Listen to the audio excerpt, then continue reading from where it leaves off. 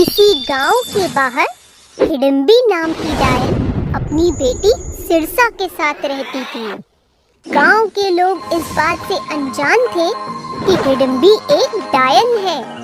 हिडिंबी रोज अपने भोजन की तलाश में जाती और कुछ जंगली जानवरों को खाने के लिए ले आती थी। एक दिन उसे कुछ स्वादिष्ट भोजन करने की इच्छा हुई। बहुत दिनों से किसी बच्चे का कोमल मांस नहीं चखा, क्यों ना आज मैं बच्चे का ही शिकार करूं।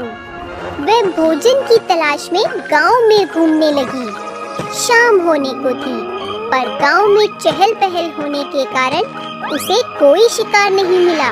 वह उदास हो गई। आज तो कोई शिकार मिला ही नहीं, अब मैं और मेरी बेटी क्या खाएंगे। हिडिंबी वापस घर जा रही थी कि तभी उसकी नजर एक बच्चे पर पड़ी। उसने झट से बच्चे को अपने बोरे में डाल लिया और वहां से चली गई।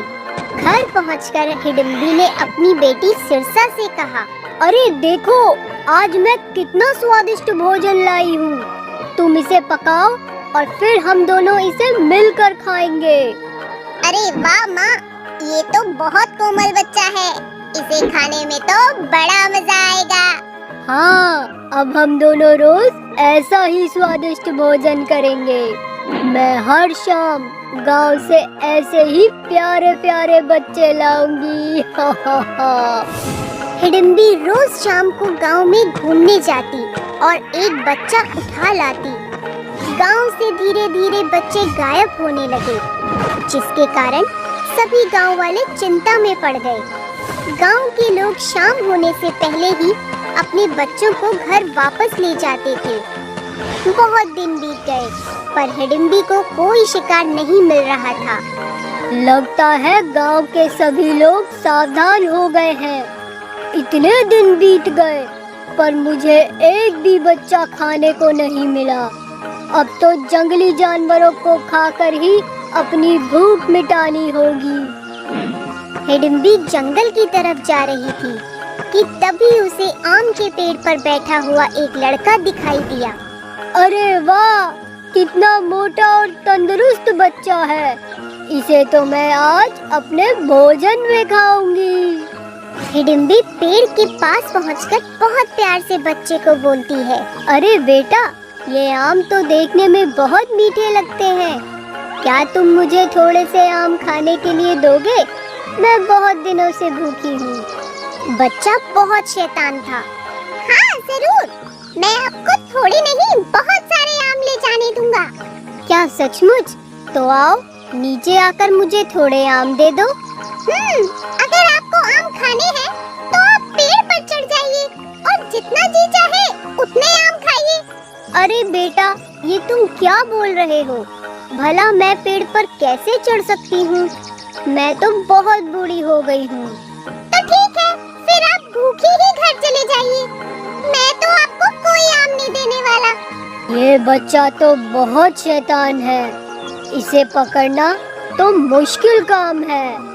हिडिंबी को एक तरकीब सूझती है। वह पेड़ के नीचे बैठकर जोर जोर से रोने लगती है। लगता है मैं भूखी ही मर जाऊंगी। अब तो मेरे शरीर में थोड़ी भी ताकत नहीं बची। ये सब देखकर बच्चे को डायन पर दया आ जाती है। अरे अम्मा, रोती क्यों हो? मैं अभी कुछ आम तोड़कर नीचे फेंकता हूँ। आप उन्हें उठाकर घर ले जाना। नहीं नहीं, अगर तुम आम नीचे फेंकोगे तो वे गंदे हो जाएंगे।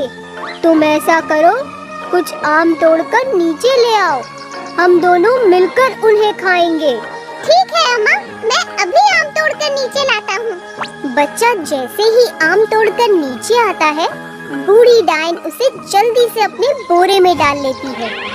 गांव में रहने वाला दिनकर लकड़हारा ये सब देख लेता है और डायन का पीछा करता है। कुछ दूर जाने के बाद हिडिंबी को प्यास लगती है। क्यों ना इस बोरे को झाड़ियों में छुपाकर थोड़ा पानी पी लिया जाए। डायन बोरे को झाड़ियों में रखकर पानी पीने चली जाती है। तभी दिनकर बोरे में से बच्चे को निकाल लेता है और उसमें झाड़ियाँ, पत्थर और कंकड़ भर देता है। दिनकर गांव पहुंचकर सबको हिडिंबी के बारे में बताता है। उधर हिडिंबी भी बोरे के साथ अपने घर पहुंचकर सिरसा को बोरा देते हुए बोलती है, ये लो बेटी, आज तो मैं बहुत थक गई हूँ। क्या आज हमें फिर से जंगली जानवर का मांस ही खाना होगा? अरे तुम बोरा खोल के तो देखो, इतना स्वादिष्ट भोजन तुमने पहले कभी नहीं चखा होगा। सिरसा बोरे को खोलकर देखती है। अरे ये क्या? आज से हम ये पत्थर और घास खाएंगे क्या? ये तुम क्या बोल रही हो?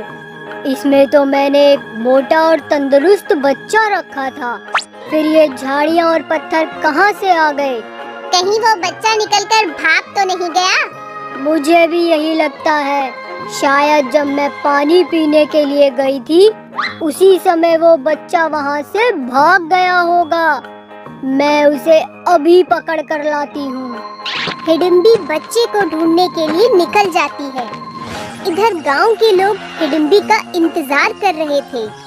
जैसे ही हिडिंबी गांव में आती है, उसे वही बच्चा नजर आता है। अच्छा, तो ये बच्चा यहाँ है। इसे तो मैं आज मार ही डालूंगी। डायन जैसे ही बच्चे के पास पहुँचती है, वह जाल में फंस जाती है, जो गांव वालों ने उसे पकड़ने के लिए बिछाया था।